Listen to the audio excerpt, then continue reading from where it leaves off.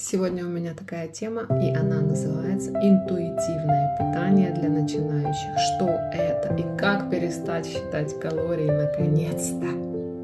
А для этого нам нужно всего лишь научиться понимать сигналы собственного тела, избавиться от пищевой тревожности и перейти к устойчивому, осознанному стилю жизни.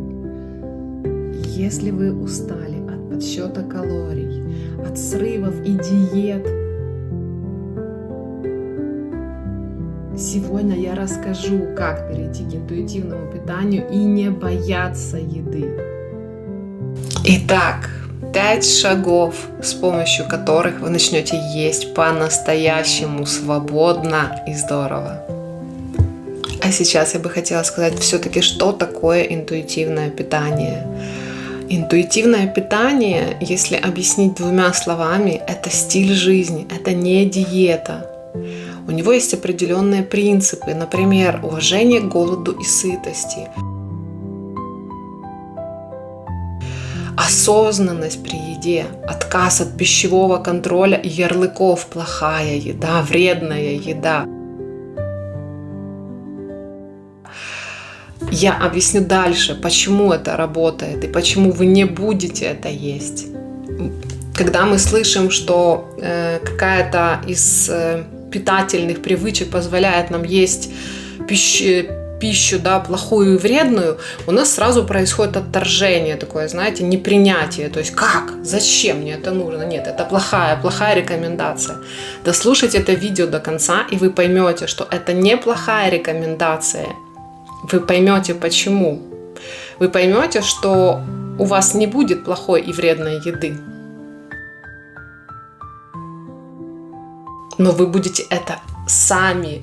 То есть это будет ваше решение, это будет ваше желание, это будет желание вашего тела, которое вы будете чувствовать, а не какие-то навязанные кем-то чьи-то идеи по какому-то там питанию, да, какие-то диеты, кто-то придумал эту диету, и вы, значит, ее придерживаетесь, но это не ваше желание, это не ваша диета, не вы ее написали. Поэтому и получается так, что происходит очень много срывов, очень много откатов.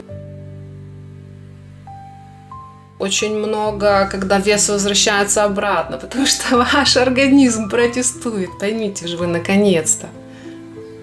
Нам нужно отказаться от этого. И ваше тело, оно не враг. Оно знает точно, что ему нужно. Мы просто забыли, как его слушать. И нам нужно вспомнить, всего лишь вспомнить. Вся информация уже есть в нас.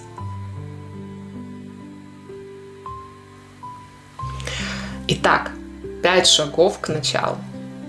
Шаг 1. Откажись от диетического мышления. Худею с понедельника – это ловушка. Понимаете, мы почему откладываем, например, на понедельник? Вот когда вам скажут: пойди забери $1 000 000, вы же не скажете: я пойду заберу его в понедельник, правильно? Поэтому вы откладываете то, чего вы не хотите. Ну, вы понимаете, если вы не хотите этого, если вы это откладываете, потому что вам это не нужно, потому что вы не хотите этого, потому что вам это не интересно, потому что ваше тело протестует, ваш мозг протестует, все у вас протестует, понимаете? Поэтому, придя к интуитивному питанию, у вас не будет этого протеста, вы будете делать это в кайф. И самое главное, по собственному желанию, по желанию собственного тела, вы замените контроль на доверие, и это в корне изменит отношения между вами и едой. Если между тобой и едой доверие, если между тобой и едой дружба, если между тобой и твоим телом доверие, принятие, ты слышишь его, нет никаких протестов, а это значит нет никаких границ. Итак, шаг 2. Слушай сигналы своего тела. Как ощущается настоящий голод, а как ощущается сытость? Прислушайся к себе. Перед едой задай себе 2 простых вопроса. А действительно ли я голоден? Может быть, я не хочу сейчас принимать твердую пищу, может быть, я просто хочу воды, может быть, мое тело хочет попить, а я принимаю это как сигнал принять пищу. Действительно ли я голоден, действительно ли мой желудок пустой, действительно ли я чувствую вот это вот, да, сосущее чувство голода. Или я хочу заесть это едой, какое-то неприятие, непринятие какой-то ситуации.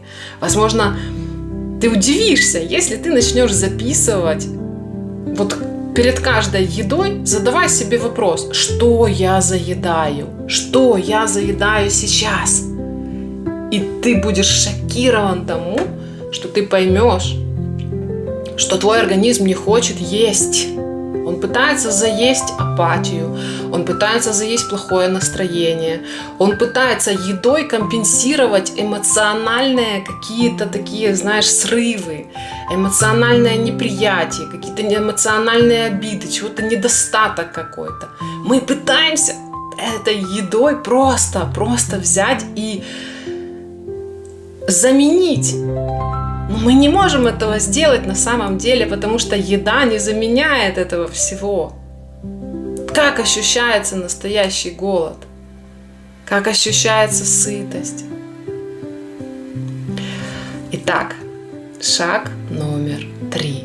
Разреши себе все. Все мы прекрасно знаем.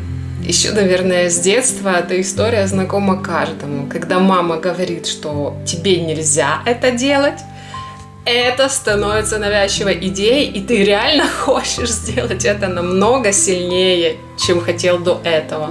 Я не знаю, как у вас, но эта история явно обо мне. Поэтому, когда, например, я себе не разрешаю принимать какую-то пищу, да, вот, например, там, в целях какого-то похудения, хотя похудение, разберись, это не принятие себя для начала. Вот. И на самом ли деле ты хочешь похудеть? На самом ли деле это твое желание? Знаете, почему у большинства из нас не получается похудеть? Да потому что нас устраивает наш вес. На самом деле. Внутри. Полностью устраивает. Вообще полностью устраивает. Мы просто хотим нравиться кому-то другому, но не себе. И в этот момент происходит подмена понятий. Потому что, когда ты хочешь нравиться себе, ты добьешься результатов. Когда ты хочешь понравиться кому-то другому, исполняешь чье-то желание, родителей, общества, еще кого-то, ты никогда не добьешься результата, потому что тебя собьет с пути твое нежелание. Потому что на самом деле тебе комфортно в твоем теле, и тебя полностью устраивает его вес. Итак, вернемся, значит, к тому, что мы разрешаем себе все. Вот реально, когда ты разрешаешь себе есть вредную еду, это помогает меньше ее хотеть. Возвращаясь к тому моменту, о котором я упомянула с детства, это реально работает. Когда я разрешила себе кушать торты, пирожные, сладкое, хотя вот как бы до лет 30, наверное, я вообще это не любила, а потом вот как-то начала очень сильно даже любить. Вот. Особенно булочки с вареньем, с молоком, я не знаю, почему-то очень мне нравились. Ну, до сих пор нравятся.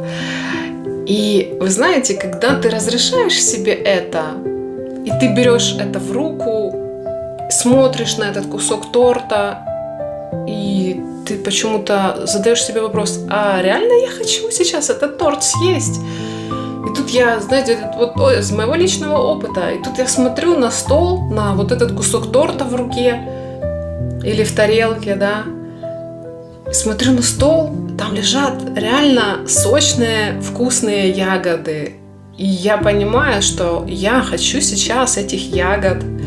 Я не хочу сейчас вообще этот торт. То есть я вот представила внутри себя, как я его съела, как ко мне пришло вот это вот чувство тяжести в животе вместе с этим сахаром, да. И я поняла, нет, я не хочу его.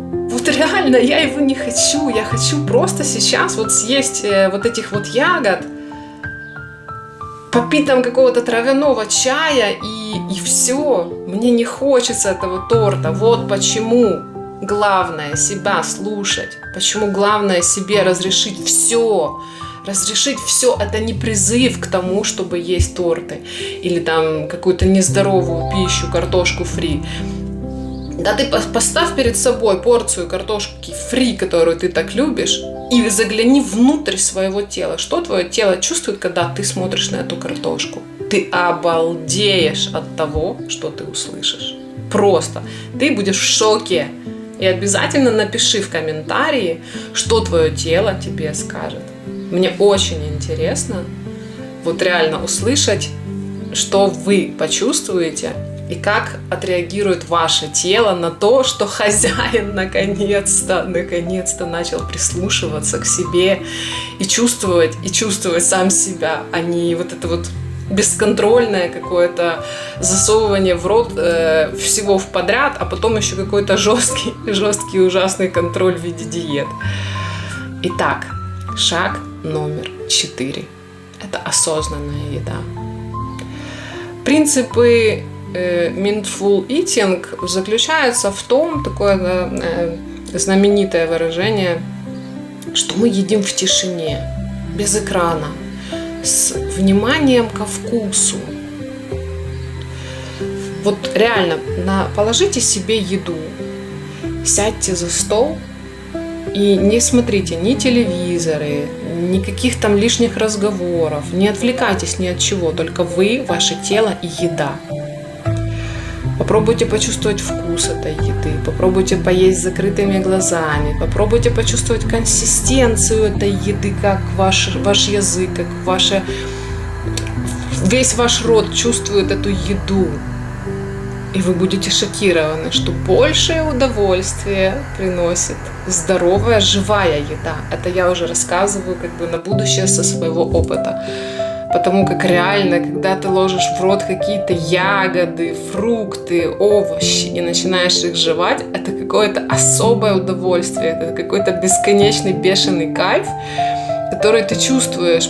Когда мы едим под гаджеты, под фильмы, под какие-то видосы, я знаю, среди моих близких даже есть очень много людей, страдающих этим. Посмотрите, у меня есть реально там даже на канале где-то видео по поводу того, насколько это вредно, насколько это плохо и что происходит с нашим телом, что происходит с нашим мозгом, что происходит с нашим организмом, когда мы это делаем. Я думаю, что этой информации везде полно.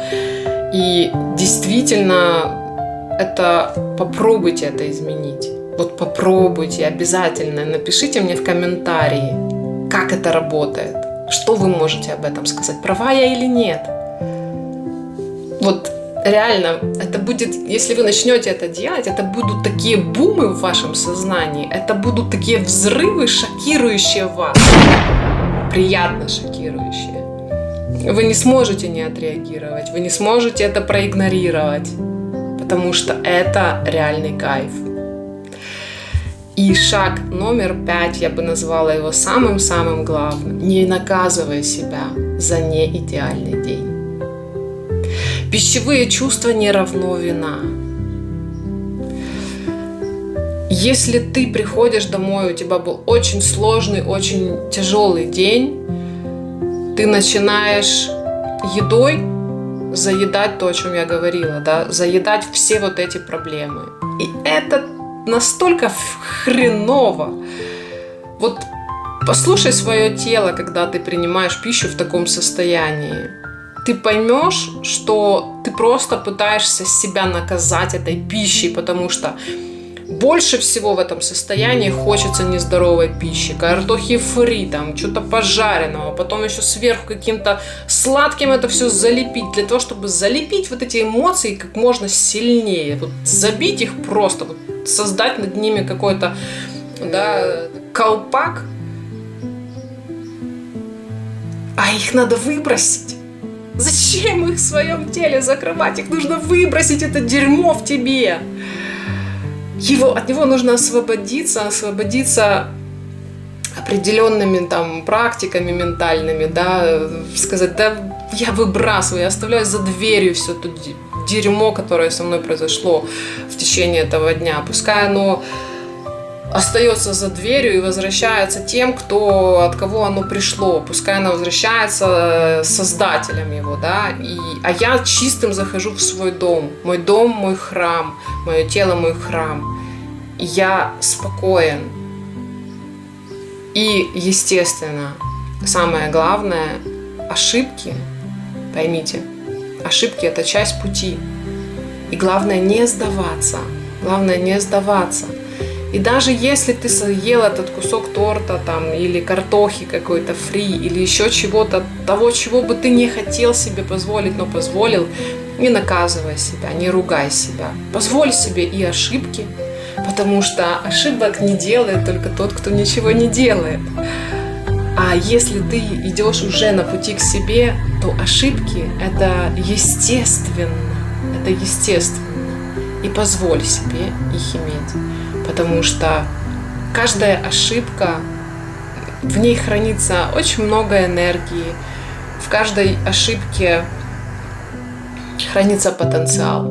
Потенциал опыта, который ты берешь с собой дальше. И это очень-очень-очень важно. Что же изменится через 1 или 2 недели при осознанном питании?